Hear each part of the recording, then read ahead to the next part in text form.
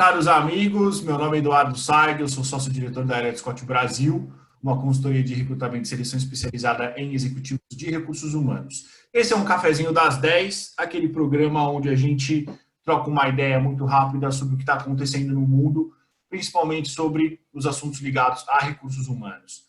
No café de hoje eu tenho um grande prazer de receber Rodrigo Caseiro, ele que é diretor executivo de recursos humanos da Minecraft. Tudo bem, Rodrigo? Tudo bem, Edu? Como é que você está? Tudo jóia? Eu estou bem. Só para vocês entenderem, a Minecraft é uma empresa de papel e celulose.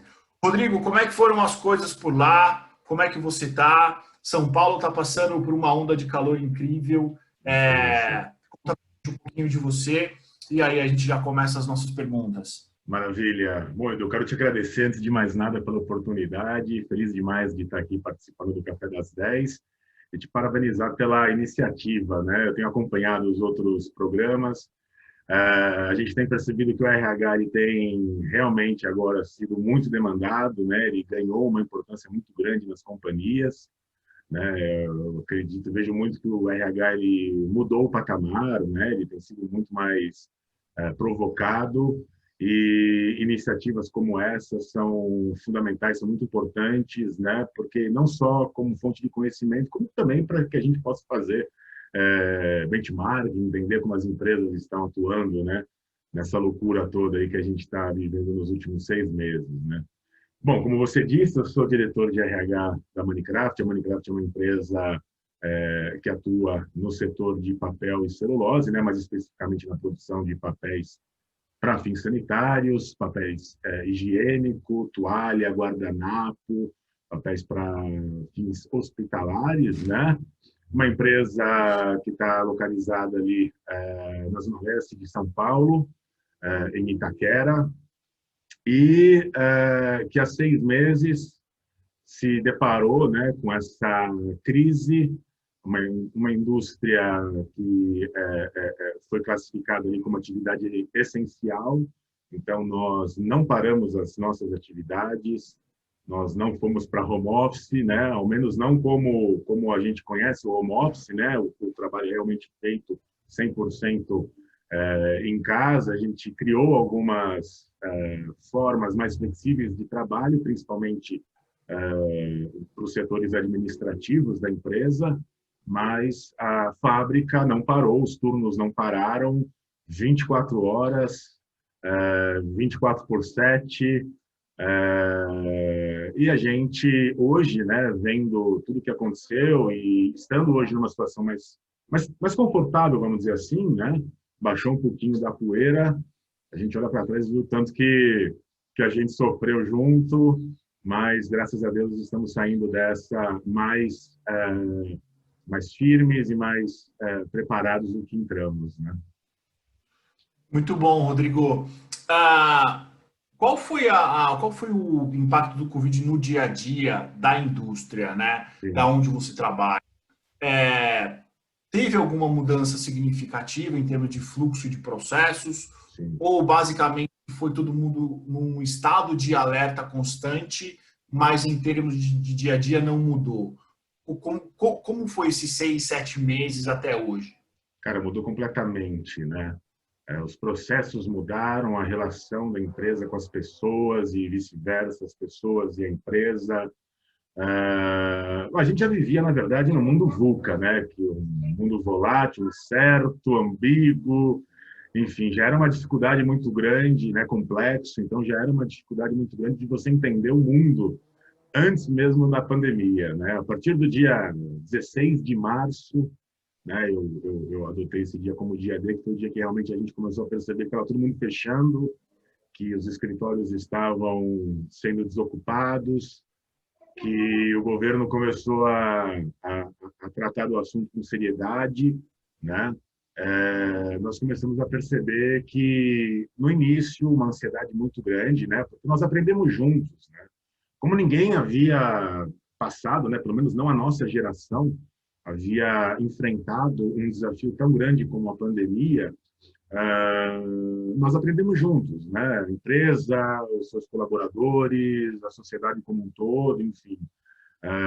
Nós mudamos os processos, né? Então, assim, nós mudamos A indústria, eu digo que a indústria foi o primeiro setor, muito antes, inclusive do setor público, né, a adotar procedimentos de segurança sanitária que foram adotados posteriormente, né, que hoje são banais, são comuns, né. Então, você olha, você quer ir para um shopping center, você precisa, antes de ingressar, né, você tem ali aquele posto de aferição da tua temperatura, você usa máscara, você usa bastante álcool gel, existem as questões de distanciamento, isolamento social, mas a indústria, principalmente uma indústria que não sofreu ruptura em suas atividades, ela foi implementando tudo isso na prática, no dia a dia, né?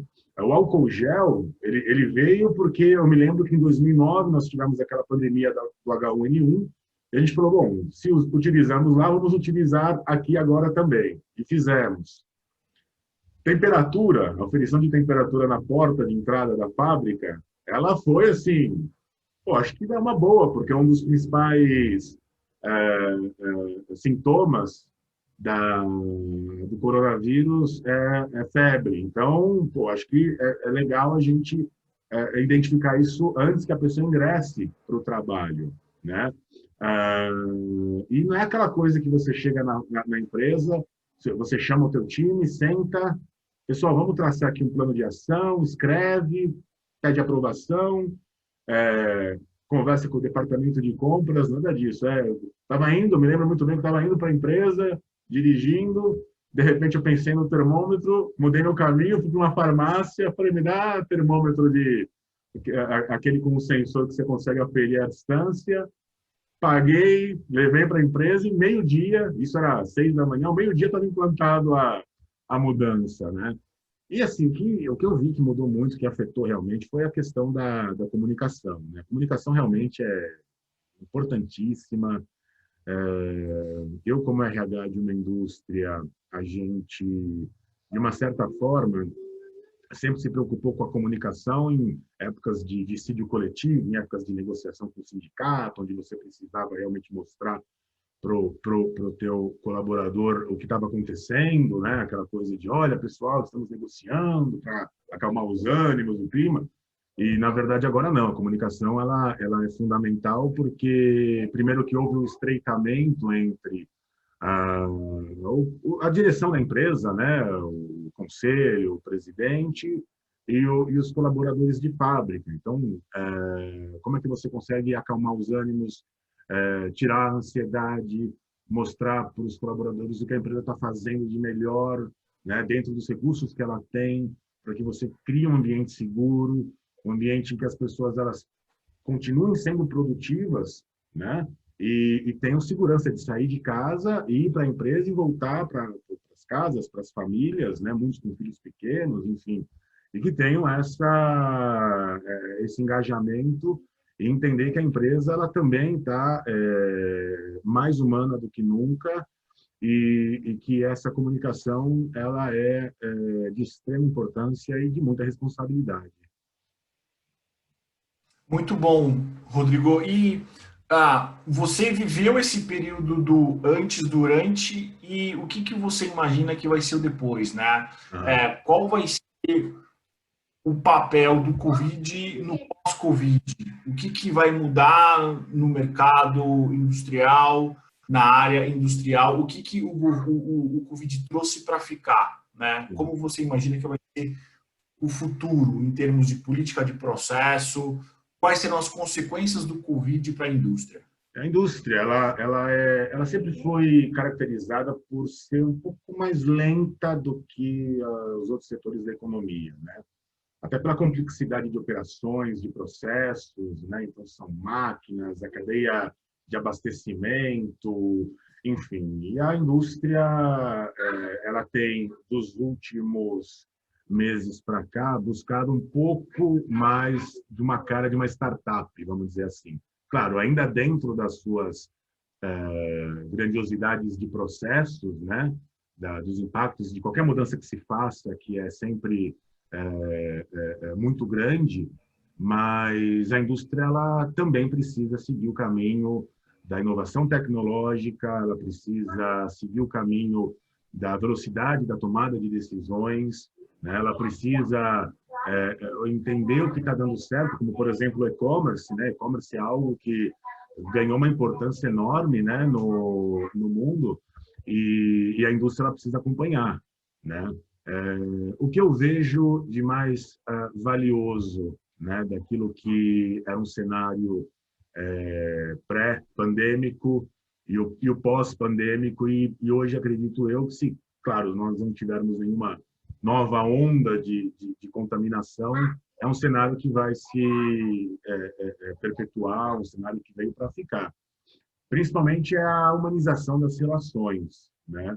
Eu vejo que aquela verticalidade, né, a verticalização da hierarquia das indústrias, que a indústria ela criou a verticalização da hierarquia, né? Aquela questão do chefe da indústria, ou do dono da indústria, o capitão da indústria, depois com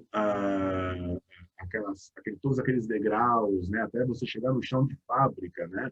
Até você chegar lá no operador, no auxiliar. Eu vejo isso como algo que a pandemia tem modificado no cerne mesmo, no coração, né?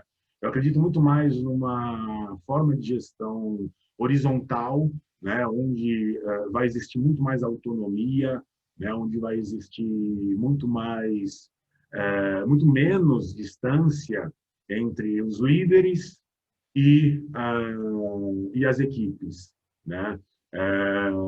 Liderança é algo que é muito mais ligada hoje aos soft skills, né, às competências individuais, do que necessariamente as técnicas, né, do que a formação acadêmica. Claro, continua importante, você precisa saber o que você está fazendo, né, mas a relação mais humana, né, o líder, mesmo o líder da indústria, que sempre foi mais marcado, né, como eu me lembro que há 15 anos atrás, quando eu comecei na indústria, você conversava com o pessoal de fábrica, né? E aí o pessoal falava assim, ó, tá chegando aí, ó, tá chegando. Aí você fala, chegando o quê? Né? Você tá batendo no ombro, o que é isso aí? Não, general tá chegando. Geralmente era o gerente de produção, né? Era o líder ali, enfim. Não vai mais haver espaço para isso, né? Quando você fala que você precisa, você viu o quanto que as pessoas fazem falta no dia a dia, né? Quando você afasta as pessoas da operação, quando você tira as pessoas do escritório, enfim, você vê o quanto falta que elas fazem. Então, eu vejo a indústria também seguindo por um caminho mais humano, um caminho de mais compreensão, de mais comunicação. Acho que tudo isso são mudanças no comportamento que vieram para ficar, né? A gente está vivendo um salto na humanidade, né? Eu vejo que a gente está 6 meses que valeram por 6 anos, por 60 anos, enfim, né? E a gente está vivendo realmente um período que a história vai nos dizer que houve um salto de comportamento, de você encarando o trabalho de uma maneira diferente, né? Você está trazendo o trabalho para casa, hoje é uma coisa só, você não consegue mais desassociar o profissional do pessoal, né? Eu estou aqui falando com você, meu filho está aqui do meu lado, enfim, a questão da educação das crianças, tudo isso vai repercutir, e muito dessas práticas elas vieram para ficar, elas já deveriam estar, na verdade, né? Elas já deveriam estar, mas agora aceleraram, e aquele que ainda pensa naquela estrutura vertical, naquela estrutura em que o poder concentrado, o status, ele é importante, e vai cair do cavalo, porque é o mundo que está mudando, né? Não tem mais espaço para isso. Muito bom, Rodrigo. Obrigado pela tua participação. Eu agradeço, Edu. Bastante entender a visão de quem está dentro da indústria, né? Principalmente uma indústria tradicional como a indústria de papel e celulose. Você tem algum recado para quem está nos vendo? Quer deixar algumas últimas palavras? Eu costumo falar para os meus colegas de RH, principalmente, que nós, nos últimos anos, estávamos sempre brigando para que os nossos RH se tornassem mais estratégicos, né? Para que a gente participasse mais do dia a dia das empresas, com um papel menos burocrático, né? Menos processamento de folha, admissão, demissão, né? Estrutura de cargos e salários, e mais participativo, né? E um papel mais ligado realmente às estratégias da empresa, uma importância maior, a gente brigando sempre para que as pessoas realmente assumissem o protagonismo nas empresas, né? E isso foi nos dado, né? A gente brigou muito nos últimos anos, mas da pandemia para cá, isso foi realmente conferido a nós, né? E esse é outro caminho sem volta. O RH ele precisa assumir esse protagonismo, né? O RH ele precisa realmente entender o papel que ele tem dentro de uma indústria, dentro de um comércio, de um terceiro setor, de uma prestação de serviço, entender que as pessoas realmente são fundamentais e fazer valer esse papel e encarar realmente como uma missão, né? É muito desafiador, claro que é, mas a gente precisa trazer esse RH mais dinâmico, mais realmente se importando com a vida das pessoas que fazem as empresas, e a gente tem assumido esse papel e precisa levar isso adiante. Muito bom. Gente, esse foi Rodrigo Caseiro. Esse foi mais um Cafezinho das 10. Curta e compartilhe. Até o próximo. Obrigado, Edu.